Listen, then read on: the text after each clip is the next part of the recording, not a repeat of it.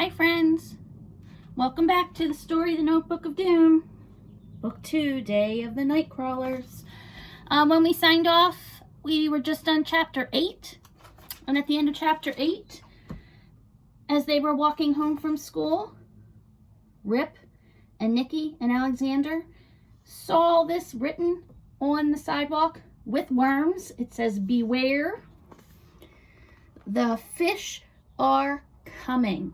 And we said we wondered what that meant. The only thing we could think of was that fish like to eat worms. So it might not be a good thing for the worms. So here we go, Chapter 9. It's called Fishing for Answers. There's Alexander running upstairs, and there's his dad. Here we go. Despite the Nightcrawler's weird warning, Alexander, Rip, and Nikki all had to get home for dinner. Alexander dropped his backpack as he came in the door. "Son," said his dad, "have you been battling fearsome enemies?" "Dad, I can explain. Those balloon goons were..." "Balloons?" his dad chuckled. "I was thinking pirates or musketeers." He pointed to Alexander's backpack. Alexander exhaled. "Oh, that."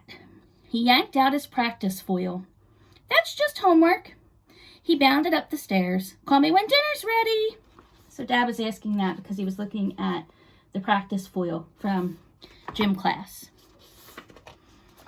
Alexander sat down at his desk and made a list of questions and clues.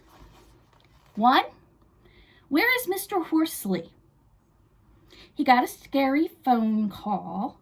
He left in a hurry. 2.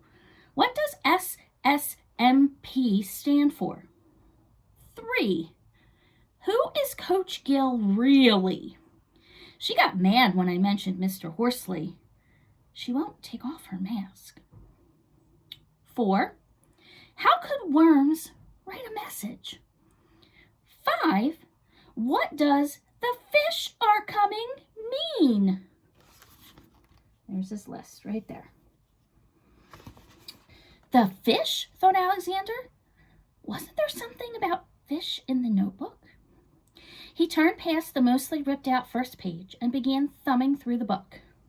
He stopped at a page filled with fish. "This is it," he thought. Oh, and here we go. I had a feeling another page in the notebook would be popping up.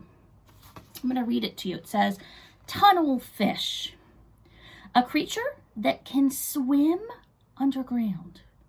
It drools a lot, which loosens the dirt, making it easy to dig. Side effect: tunnelfish slobber makes night crawlers super smart, allowing them to read and write. Habitat: dirt, soil, mud, not cement. Diet: anything smaller than itself. When tunnelfish are near, worms flee to the sidewalks for safety. Tunnelfish will sleep for 99 years after a big meal. Warning: don't get tunnelfish drool on you. It's super gross." And up at the top it says, "tee."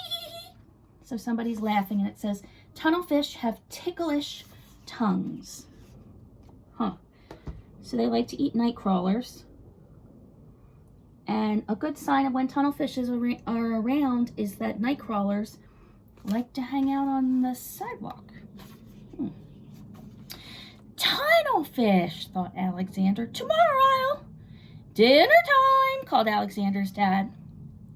Alexander ran downstairs. His mind was racing so much he could hardly eat his pizza. "All right, all done," Alexander said, wiping his mouth. "Hold on," said Alexander's dad. "I've got a surprise for you. Catch!" He tossed a round, red object across the table. Alexander caught it. "A yo-yo?" "Yep," his dad said. "Yo-yos are prizes for my patients, to reward them for flossing. Pretty neat, huh?" Yes," said Alexander. "Well, good night." He headed upstairs, tossing the yo-yo into his backpack on the way. Unfortunately, Alexander was so excited about the tunnelfish that he forgot to floss. And here's the yo-yo. It says, it's awesome to floss 'em." All right, chapter 10 is called Dig It. There's Rip practicing.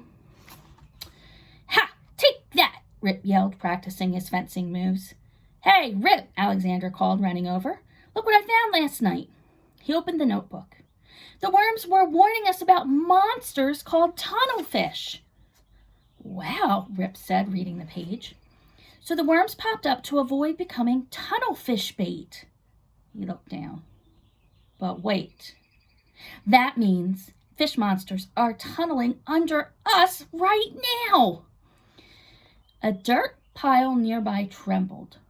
Something underneath burrowed straight for the boys. Alexander stepped back. Rip drew his foil. Pop! A purple fish burst from the ground. It had spiky fins, mean-looking eyes, and a mouthful of teeth. It would have been terrifying, except it was only the size of a pickle. The tunnel fish chomped a worm near Alexander's foot and then dug back underground. Rip sneered. Tunnelfish are weenies. We can just smoosh them. Then he stopped sneering. Hold on, Salamander. What's that? Another dirt pile rumbled, and then splotch! A silver tunnelfish, the size of a dolphin, shot out of the ground.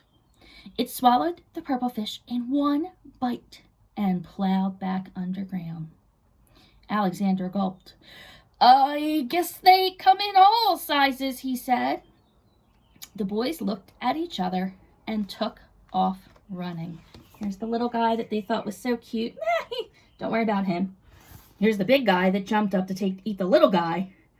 And Alexander and Rip have decided that they should probably run away because it's not just little tiny fish that they're dealing with. So we'll stop right there. Chapter 11 is called Clash Before Class. And we'll have to see what that means when we get back tomorrow. Later, friends.